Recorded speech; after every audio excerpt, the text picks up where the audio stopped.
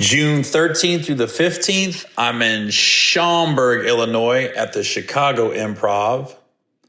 June 19th, I'm in Des Moines, Iowa at the Des Moines Funny Bone. June 20th through 22nd, I'm in Kansas City, Missouri at the Kansas City Funny Bone. June 26th through the 28th, I'm in Charlotte, North Carolina at the Comedy Zone. And July 12th, I am in Las Vegas, Nevada at the Palms Casino. That's the Pearl Theater inside the Palms Casino. Hey, what's up, everybody? This is Gary with the Get Some podcast. And my guest this week is...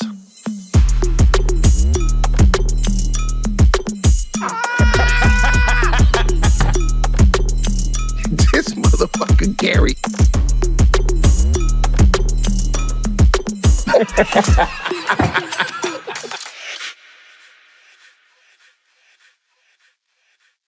Hey, what's up, everybody?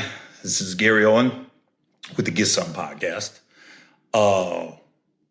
We're starting with my schedule. We just did it. All right. Well, it's been a busy week. Let me see. Last week, I was in Birmingham, Alabama last Thursday at the Bama Theater. Thank you. I wasn't in Birmingham. I'm sorry. I was in Tuscaloosa. That's where I was last week. Yeah. Shouts out to everyone at the Bama Theater in Tuscaloosa. I'll be at Birmingham, I think in September at the Stardome. But shouts out to everybody in Tuscaloosa, man. We had a great time. That's a cool little spot. Last time I was in Tuscaloosa, it didn't look like that. They've come a long way. I think Nick Saban brought some money to that program and the city. And then I was in, God, when you're working so much, you forget where you at. I flew from Tuscaloosa to Dania Beach, Florida. So shouts out to Dania, everyone down in South Florida, Fort Lauderdale that came out. We had a ball. So it's funny, when I was flying out of, was I flying out of Dania or Birmingham? I think it was Birmingham. Yeah. So when I was flying out of Birmingham last Friday morning, a week ago today, I was waiting. This happens I see this every 6 months because I fly every week. Somebody walks up to the gate and they're late and they start pounding on the window. They pound on the door like, open up, I'm here, I'm here. And they can see the plane, but that door ain't opening up and you're not getting on it. And I don't ever give my 2 cents. I don't ever say you wasting your time. I said, they're going to find out. Sure enough, I'm sitting there. It was Birmingham to Charlotte. Yeah, that's what it was. Because the lady that was the ticket agent, she walked around to everybody. Charlotte, we're boarding Charlotte, we're about to close the door, Charlotte.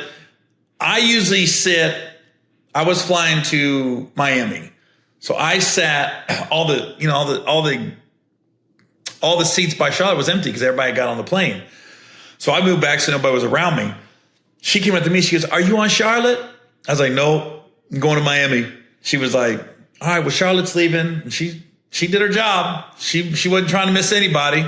And then she closed that door, 15 minutes before takeoff. And she closed that. Man, look at that hair popping out. What is going on there? You see that? That runaway right there? So as soon as she closed the door, this lady come walking up. And she was an older lady, and she had a little pep in her step. She was looking around like, where's the ticket agent? And then she started pounding on the window. She's knocking on the door. And I was like, here we go. I turned around to watch, and it played out like every other time this has happened.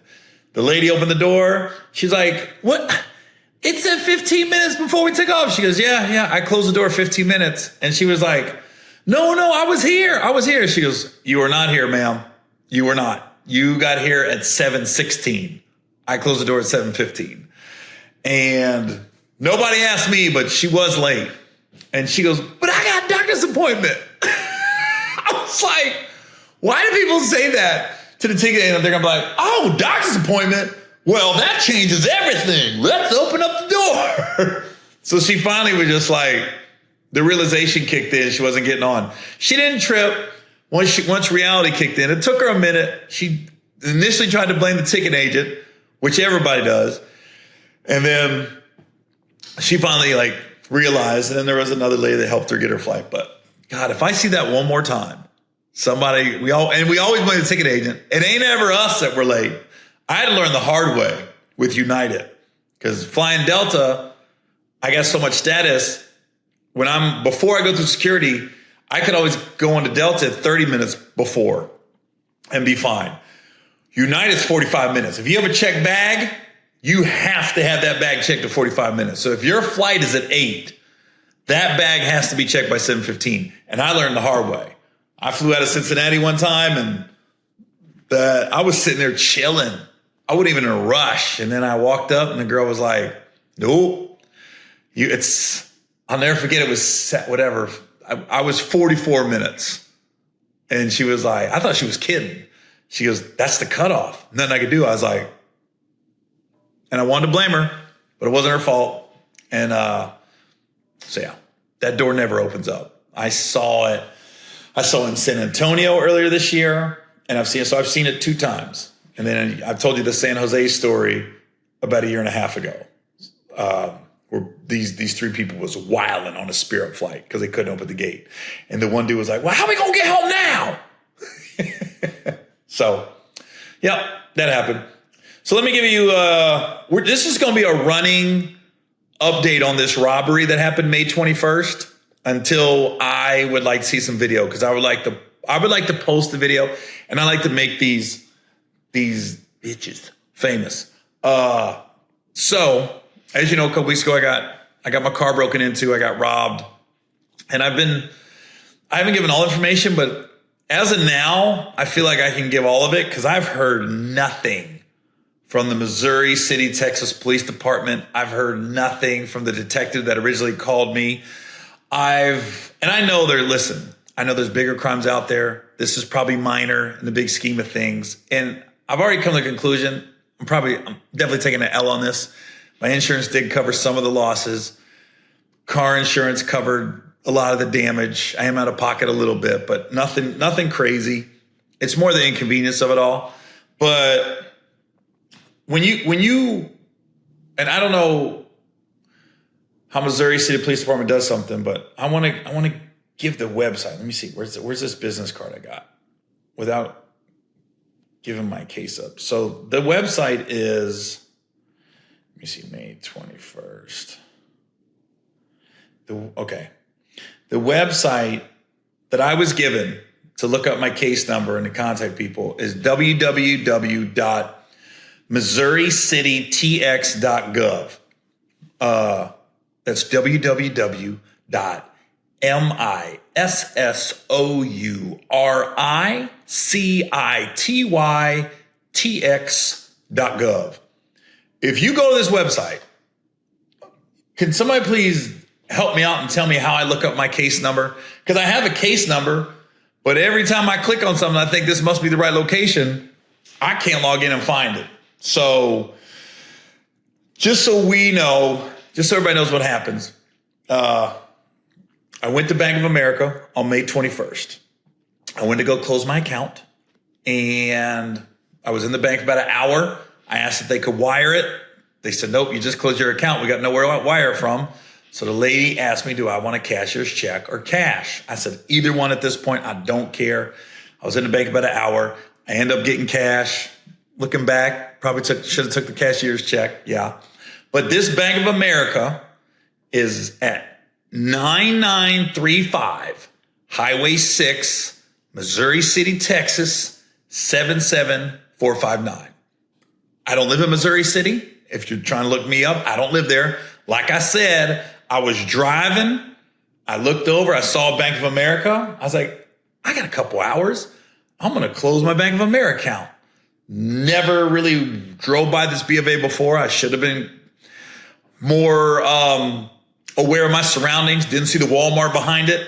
But this was definitely an inside job, or is somebody staking out this B of A So I would just recommend everybody don't go to this Bank of America until they make sure it's safer. It was an inside job or somebody was just chilling outside and it wasn't that crowded in there. So let me reiterate. Bank of America, 9935 Highway 6, Missouri City, Texas, 77459. So I checked out of there at 1:35 p.m. That's what my bank stub said. I checked in to Lifetime Fitness at 1:59 p.m. Now check how close Lifetime Fitness is. Lifetime Fitness is at 8421 Highway 6, Missouri City, Texas, 77459. So Bank of America is at 9935. Lifetime's at 8421. That's how close. You can tell by the numbers. What is that, 15 blocks? 3 miles? That's how close it is. And I sat on the phone for a few minutes. So that 24 minutes was when somebody was following me, staking me out. There's got to be cameras on Highway 6. And the robbery happened between, obviously, 2 p.m. and 2:30. I was walking back to my car at 2:45. And the guy was already there. And they were already gone. So it had to happen between 2 and 2:30 at Lifetime Fitness, 8421 Highway 6, Missouri City, Texas. I parked right in front of a camera in front of the pickleball courts. Lifetime has said they sent the video. They got videos of the guys. They sent it to the police department in Missouri City. So I'm asking the public for your help at this point, or anybody that works at Missouri City Police Department, or the detective that originally called me, or anything. Just an update. So yeah, I'm using my podcast to I just want to find out who did it. I really want to see the video. I'm not a guy that I'm religious, but I don't want to forgive them. Yeah, I want them to be as inconvenienced as I have been, is what I really want. I do want them to get arrested and just have to go through the process. Do I think they'll be locked up for a long time? No, but I would like to see them, just have a bad day like I did. So I'm going to say that one more time. Bank of America, 9935 Highway 6, Missouri City, Texas. Don't go there, people. There's either somebody on the inside or they staking it out. But I wouldn't go there. And Lifetime's been great. Lifetime Fitness, the people that work there. Security guard, I don't know, man. He was on a golf cart. You didn't see nothing? Nothing? You didn't see anything? What were you doing? I've been saying that. So, yeah. And, yeah, if somebody knows how to navigate that website, www.missouricitytexas.gov. Help me out, because I'm trying to get an update on my case and I can't. So, and like I said, it's not like my whole day's screwed or I'm thinking about it all the time, but yeah, an update be good. And I know the cops are busy and they got a lot bigger things going on, and the world does not revolve around Gary Owen getting robbed. But if I'm actually trying to help. I'm actually wanting to post the video on all my social medias. I've got over 10 million combined between Instagram, TikTok, Facebook, and Twitter. That's over 10, probably 11 million people that I have between those 4 platforms. So I don't know. I really like to make these guys famous off this. Yeah. And so, yeah, that was it. Sad news this week, though. Ananda Lewis died. I know the older you get, you start to lose people. I've learned that. Because I was thinking the other day, like, the last 10 years, I've lost, you think of people that pass away in your life. So I've lost all my grandparents. I lost my brother Dallas, my good friend Devin, Thomas Howard, my good friend Randy. It's just a lot of friends. And then isn't it crazy? Like when you get older, you start looking on Facebook and guys and girls you went to high school with start passing away. You're just like, oh man, you just want to take better care of yourself. And I think Chappelle, when he hosted Saturday Night Live, he lost, was it someone on A Tribe Called Quest? And he realized, he goes, man, I'm at that age where, people that I came up with in my teens and my 20s, you just start losing people. And he goes, so it's important to be there for people when they're alive and not just show up at funerals. I've learned that over time.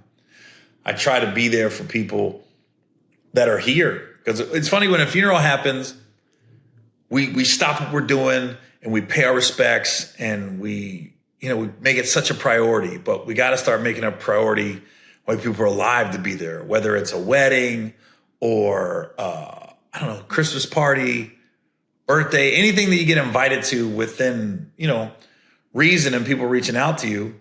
Obviously, you can't make everything, but because it's important. It's important to show up for people. But when I found out Ananda Lewis died, I started to rush back. Like, I haven't seen or spoke to her in probably 15 years, but she was one of those people when I first got to LA and was trying to make it. I ran into her early in my career. Like, literally the first year when I moved to LA, she was one of the people I ran into. And, I was like, whoa, Ananda Lewis. And then I just remember we went, I don't want to act like we were super close or anything like that. We was cool. We were just cool. She was an acquaintance. We was cool. But I just remember the one night I went out with her and a couple other friends, and we ended up like at Jerry's Deli. Yeah, I think it was Jerry's Deli in the Valley. In the Valley. The one in the Valley. The one with the bowling alley attached to it. We ended up there late one night, just BSing. And I remember we was talking, and she was like, we had the complete opposite lives, but at the same time. Like, she grew up in San Diego, then she went to college in DC, and then she got in the entertainment business after college. And I was like, well, it's funny, I grew up in Ohio, but my first duty station was DC, and then I moved to San Diego. So it was like, I gotta say San Diego, so it was like, we crisscrossed. I was in DC, and she was like San Diego, and then when she got to DC, I was leaving to go to San Diego. It was like, we were like, dang, we were there for like 6 months at the same time, but it really was funny how we just went, whoop. I said, damn, I probably passed you in the sky. But she was always very cool, very cordial. And I remember that night we went out at Jerry's Deli that night. It was like, I was like, whoa. She was prettier in person. Some people, you see them and they're not as attractive as they are now it's on social media. Back then it was just TV and movies. You see some people in person, you're like, they don't look the same. Nah, she was just as pretty. She was just as pretty in person and cool, just cool. That's the interesting thing about Ananda, though. She was in the entertainment business, and then she just wasn't addicted to the fame. There's some people, like, once they get a little bit of fame and you got people like basically catering to you. That's what makes being famous addicting, is so many people cater to you. And I don't think she ever got caught up in that. She was always like, it's cool, I'm enjoying it, but when it's time to get out, I'm getting out. I'm just gonna do my own thing. And it's just how she lived her life. Like, she was like, not, if she posted anything, it was just she wanted to post. It wasn't like, how many views am I gonna get? Am I gonna is this thing that's gonna go viral? I just think she just was living her life. But just a quick story. Like, yeah, always cool though. Always just cool. So when you start losing people, especially 52 years old, you're like, some people might think that's old, but anybody in my age demographic is like, that's not old. that's right around the corner. So, yeah. So any of our friends or colleagues thinking about you guys and yeah. Hey, this podcast is brought to you by Magic Spoon. I just found a new flavor, baby. Peanut butter. It's getting up there on my top list. If everybody knows me, they know I love peanut butter. And you can see it's already open. So I'm telling you, I don't even put this stuff in milk. I just be eating it straight out the box. It's like a snack. So listen, there's all kinds of flavors. But I'll tell you this. I'm gluten-free. This is gluten-free. Low-carb lifestyle. Let me see what else. Let's see what else the box says. Ooh. Natural flavors. 0 total sugars. 14 grams of protein. 14 net carbs. 4. Get out of my face. The high-protein, keto-friendly, gluten-free, grain-free, soy-free, wheat-free, naturally flavored, totally delicious, childlike cereal for grown-ups. Bang 'em! I got a special offer right now, everybody. Now listen. If you order Magic Spoon right now, I'm talking right now, you get $5 off your next order. All you got to do is go to magicspoon.com/getsome. Or you can look for Magic Spoon on Amazon or in your nearest grocery store. That's magicspoon.com/getsome. $5 off. Peanut butter, baby. Hey, this podcast is brought to you by Factor Meals. Now listen, I'm always on the go. I don't have a lot of time to be cooking, taking the time out to go to the grocery store, get all the ingredients and everything. I just want something that tastes good, is good for me, and I found it in Factor Meals. So listen, I'm not just doing this as an ad. I use this stuff straight up. Like there's some in my freezer and refrigerator right now. So yeah, look at my face. I'm serious about this. So we got a special offer because, you know, if you advertise on my podcast, you're doing something right. So if you want to get started at Factor Meals, go to factormeals.com/getsome50 off and use code GETSOME50OFF. That's GETSOME50OFF. Get 50% off plus free shipping on your first box. That's code GETSOME50OFF at factormeals.com/GETSOME50OFF. Did I tell you what the code was? Did I tell you what the slash was? GETSOME50 off, OFF. And you get 50% off plus free shipping. Go to factormeals.com/GETSOME50OFF. I'm going to say it one more time. Factormeals.com/GETSOME50OFF. Come get some of these tasty meals. Hey, this podcast is brought to you by Magic Mind. Now listen, I'm a guy, I'm kind of addicted to caffeine. I'm drinking every energy drink out there, coffee, tea. I'm always on the go. But sometimes I don't like the way some of these energy drinks makes me feel. It's almost like, I don't know, just a little off. So I've been trying to find something. So this is what I found. Magic Mind. Now this one right here, this is the green bottle. So the green is calming. That's what it is, calming. It's a blue green, and it's sharper mind, calm energy, man's stress. This is my personal favorite. Now there's three of them total. But there's an original, and then there's the Max. That's the bold red. Then there's the golden yellow is the original.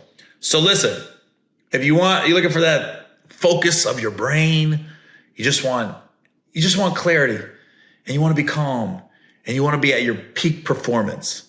This is going to help you right here. And you're not going to feel like all odd or like, I don't feel right after I do sometimes when I get too much caffeine in me. So we got a special offer. Since Magic Mind came on my podcast, I got to do them right because they doing me right. This is huge. Get 60% off Magic Mind. let me bring that back. 60%, not 60% off the Magic Mind offer. All you got to do, use this link with this code. Go to www.magicmind.com/getsome. And that's all you got to do. And get this 60% off. All right? No more procrastinating. No more brain fogs. It's just straight focus, good, healthy energy. Magic Mind. I'm about to drink mine right now. Get it or get some. Bam. Thank you, Magic Mind. It's funny. All this stuff just comes rushing back when things like that happen, you know. And it was funny because then I started thinking of when she passed away, I started thinking about what Chappelle said when he's like, you know, he did SNL because I guess A Tribe Called Quest was, I think they had an album dropping, or somebody in the group had an album dropping, and he knew if he went on, they could perform. And I don't know if it was either, I think Dave booked, and he said, I'll book, but let my guys be the musical act that week. And very selfless thing to do. But I was thinking of a funny Chappelle story that I've never shared.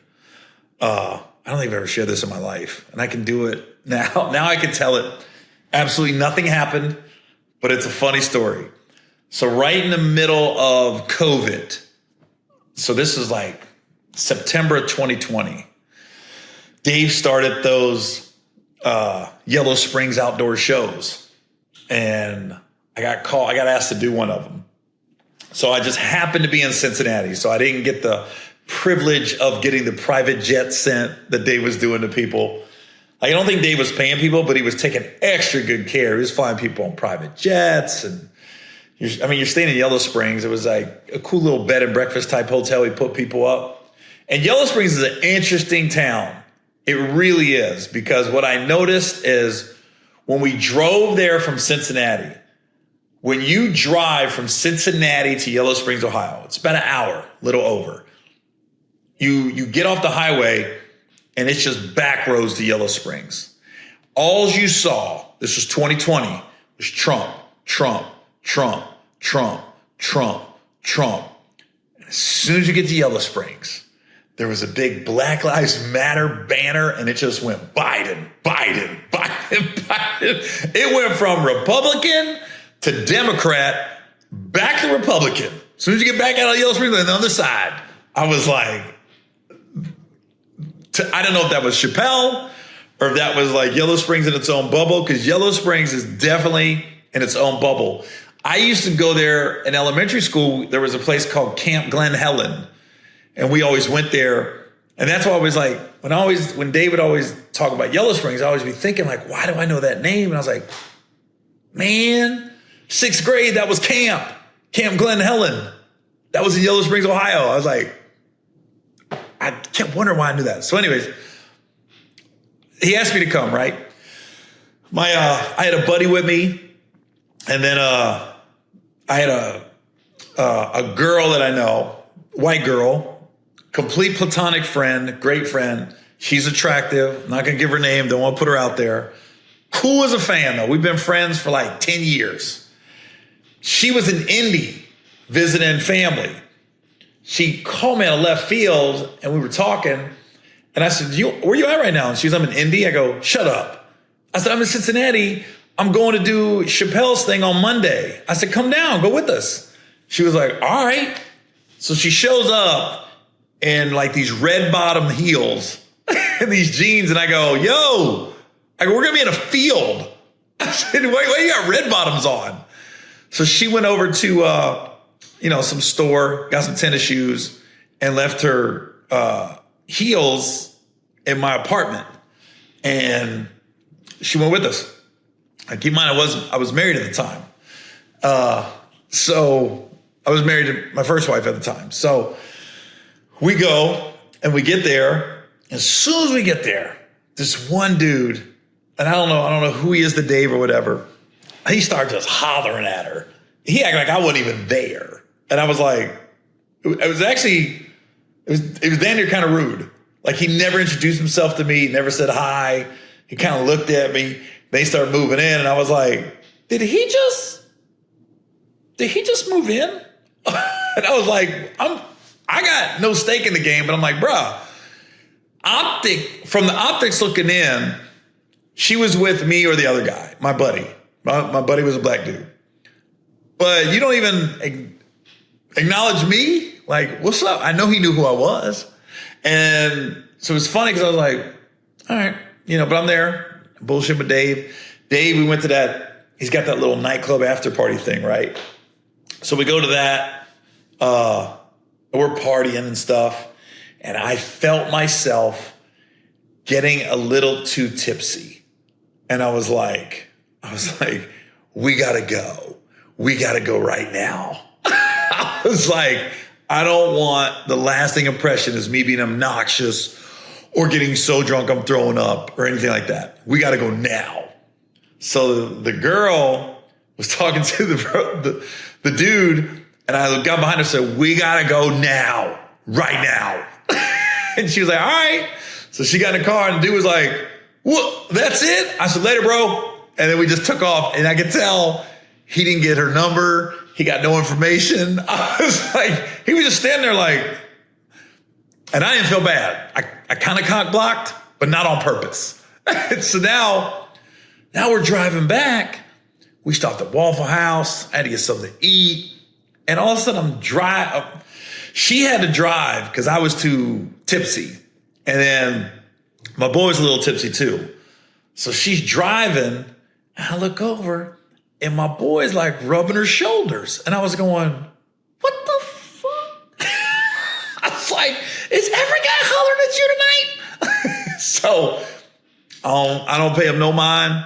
I'm just like, if they want to do something, they're going to do something. They ain't none of my business. So then we get back to my place.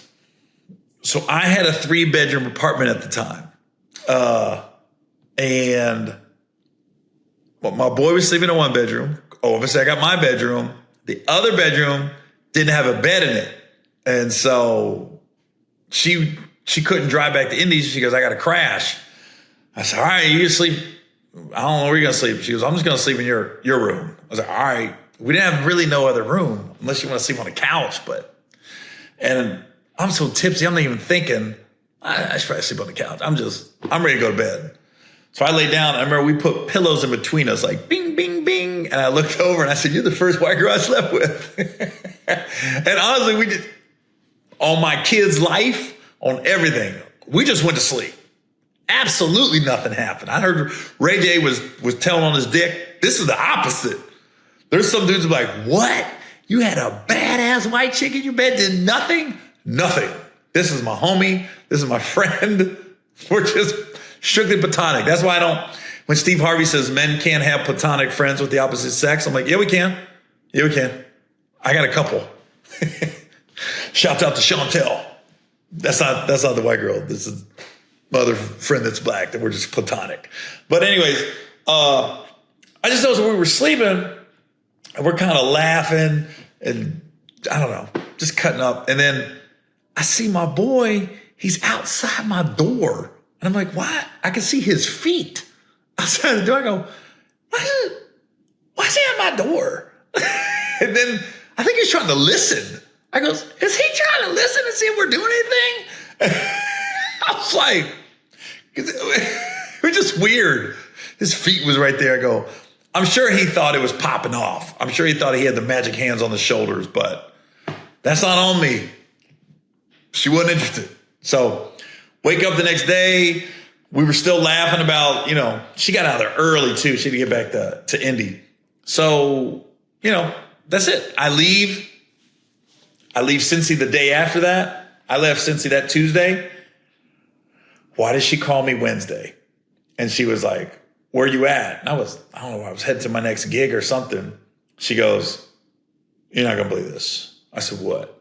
She goes, I left my red bottoms at your apartment. I said, shut up. She left those red bottom heels in the box, even though it was like a Nike box. She left them. And I went, you're bullshitting. I had to fly back to Cincinnati just to grab those shoes and get them out of there. Because here's the thing. if my ex-wife would have got back to the apartment before me, because we had the place in California, we had the place in Ohio at the same time. If I wasn't planning on going back to Ohio, but if she would have came back and saw those red bottoms, and she would have had every right to be upset. Okay, let me ask you this. What woman is going to believe, no, nothing happened? No, we just slept in the bed and put pillows between us. Nothing happened, but nothing happened. But she wouldn't believe that. I wouldn't have believed it. I had to fly back. Literally, I flew back, got off the plane, went to my apartment, and when I walked in, that Nike box was sitting there on the ottoman, like, hello, welcome back. Yeah, fuck around and find out. I was like, I opened the box, big old red bottom sitting there. I had to mail them off to her. I go, thanks. Wasn't planning on that trip. I think I was like in Denver. So I had to fly from Denver to Cincy, pick up the box, right back on the plane to wherever I was going. It was, I can tell the story now because nothing happened, but man, if my ex would have got back before those shoes, I got rid of those shoes. I was like, you gotta be shitting me. I couldn't believe. Oh, God bless. God bless. It's funny how those type of stories just rush back when somebody passes away. Like, how the hell does Ananda Lewis pass away? And then I started thinking of what Dave said, how we got to start showing up for people, and we're getting to the age where people pass away. Then I started thinking of the Chappelle story about that, and I was just like, yeah. I'm at that age, though, man. You're going to start losing people. It's not fun. It's not fun. So, yeah. So, I went home to Cincinnati for a couple of days, too. I played in this celebrity softball game. And as I record this, things can change quick. But the Bengals' first-round pick, Shamar Stewart, hasn't signed with the Bengals. He's talking a lot. He left minicamp now, thank God. But here's the thing. I love my squad. I love the Bengals. I don't know why this guy's talking instead of his agent. He should not be talking. That's why you pay your agent to talk for you. It's no difference than when you hear people make apologies for something they said, especially, I think cancel culture is kind of going away a little bit, but in the height of it, you had all these comedians, all these singers, actors, and everything. They'd always issue these apologies. Or like John Morant, when he did the gun thing and everything, he had to issue an apology. And when that apology came out on ESPN, I go, he didn't write that. His publicist wrote that. Same thing, every time I've had to apologize for something, I had a publicist write something. I didn't, and we don't mean it. We don't mean it. We're just trying to diffuse the situation. So now you got this guy, Shamar Stewart, out of Texas A&M, first-round pick, 17 pick. There's a new clause in the contract, and basically is like, if he don't act right, the Bengals have the right to void his contract, and without getting paid all the guaranteed money, and something like that. But right now, he got like a $10 million signing bonus. That's his. That cannot go away if he signs with the Bengals. I don't think his representation is going about this correctly. I think, one, he has done nothing in the NFL, and I'm rooting for him. I want him to be on the team. I want him to flourish, but he's done nothing. So he shouldn't be talking about this type of business and how this is how the Bengals do business. The clause is basically, from what I've read, it ain't like if he got hurt, they're not going to pay him, or if he's not performing up to par. It's like a behavioral clause. It's like if he acts up or gets in trouble and stuff like that. And this is what I know about the Bengals. people always say they're cheap. I don't necessarily agree with that. I do agree they made some bad decisions in the past. I think the new regime has really tried to take care of its people. And if you notice with the Bengals, they've taken on like questionable character guys in the past. Like they brought in T.O., they brought in Pac-Man Jones, they brought in Antonio Bryant at one point. Got burned, like Antonio Bryant never played it down, but they brought him in. Chris Henry got in a lot of trouble back in the day. Rest in peace, Slim. But they never abandoned them. They're an organization that actually has looked out for a lot of people. And one thing I notice about them, if they sign you to a 3-year deal, a 4-year deal, they rarely cut people before that deal's up. They want you to play out that contract. So even if you're not playing that well, it's almost like this guy's 4 years, whatever many dollars, that's over there, we're done. Let's try to find some other stuff. It's rare they try to change things up halfway through the contract. I think that's the problem with Trey Hendrickson right now. They did extend him in 2023 to a big deal, but that deal is so low now and he's outperformed it. So they're trying to find a happy medium, so to speak, with Trey. And the Shamar Stewart, here's the thing. The new clause in this contract, the number 16 pick and the number 18 pick, they have both signed with that clause in their contract. So the Bengals are just following suit what the other teams are doing. So he's saying they've never done this before. Where the Bengals are saying, the Bengals aren't saying nothing. They're just like, look, this is going to be the new precedent from here going forward.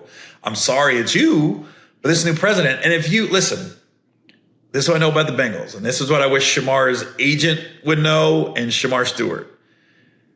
You're a first-round pick. You're going to be here for 4 years. They're not going to try to trade you. They're not going to try to cut you. Look at their history.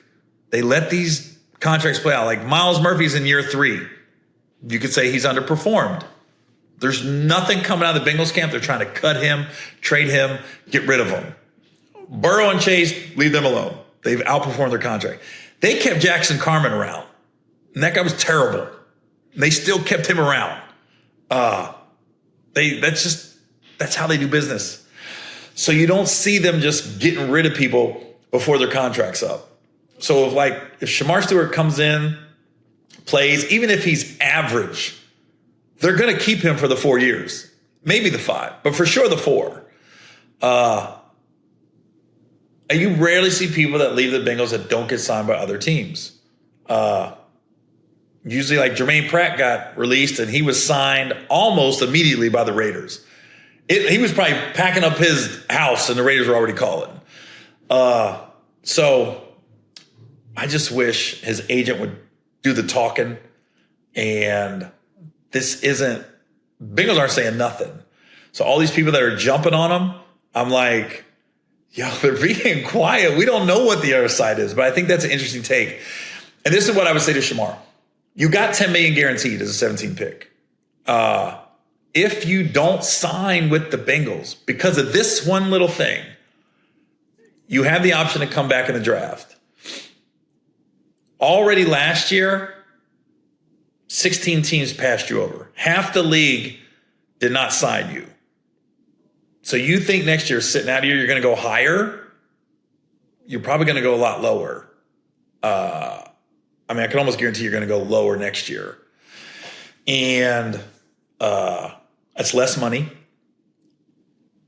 And then I'm just saying, if he's 21 years old and you've never been in trouble at all, and I don't think you have, I think he's a good person at the core, this shouldn't be that big of an issue. And maybe I'm wrong on all this, but if I'm his reps, I'm telling him, be quiet, let us talk. It's too much. The media is not your friend. They are not here to make you look good. They are here to make people read or go to their website. And you talking just gets more numbers for them. So you're doing more for the media than anything else. If Trey wants to talk and complain, he's got enough equity, he can. But Shamar, I'm glad he stepped away from minicamp. I hope he's back. But Joey Bosa had an issue in 2016. Same thing. There was some little clause in his contract, and it took him till late August to work it out. So what I see happening, he'll get signed, hopefully before training camp. But we'll see. I think it'll all work itself out. But if the biggest thing is, I see people saying, oh, he could sit out and then re-enter the draft. I go, when has that ever happened, by the way? And he would cost himself money if he did that. And I think his agent is like the same thing. He said, they're trying to win an argument instead of win games. I'm like, well, that's the same thing you're doing. If 16 and 18 signed, you're 17. This is going to be the new precedent, it looks like. It reminded me of, I remember I was talking to Andre Johnson's Unc back in the day, and Unc, there's a guy named Kennard and Unc. They helped Andre Johnson with everything, and they said all these big time agents was coming after Dre when he was coming out of the draft, and he was like, "Yo, this ain't rocket science. I am going to be the number." I think Dre was the 3rd pick. He was like, "I'm going to get less than the 2nd and more than the 4th. So what we're going to do, we're going to let the 2nd and the 4th pick sign, and then we're going to come in and be like, we're going to might get a little less than 2, but we're getting more than 4. So that's what Shamar's agent should be doing. You're 17. All the money's kind of locked in. But if 16 and 18 sign this deal, I mean, let's stop acting like the Bengals are just this terrible franchise that is they're the only team doing this. They're not. That's the thing. They're not. But they're getting painted like, how dare they do this? The other 2 guys already signed. So that's my 2 cents. Shamar, if you see this, I want you in Cincinnati. I want you to sign. I want you to ball. To his agent, I don't know. Let's hope this all works out. I heard he's got a little young gung-ho agent too that's fired up. So, yeah, I think it's such a minor issue. So just come on. And then sign Trey Hendrickson, Cincinnati, please. Please sign Trey Hendrickson. Come on, baby. I don't know what you got to do, but come on, bring him back. We need him. All right, y'all. Yeah, that's enough. So this is Gary Owen with the Get Some Podcast. We'll see y'all next week.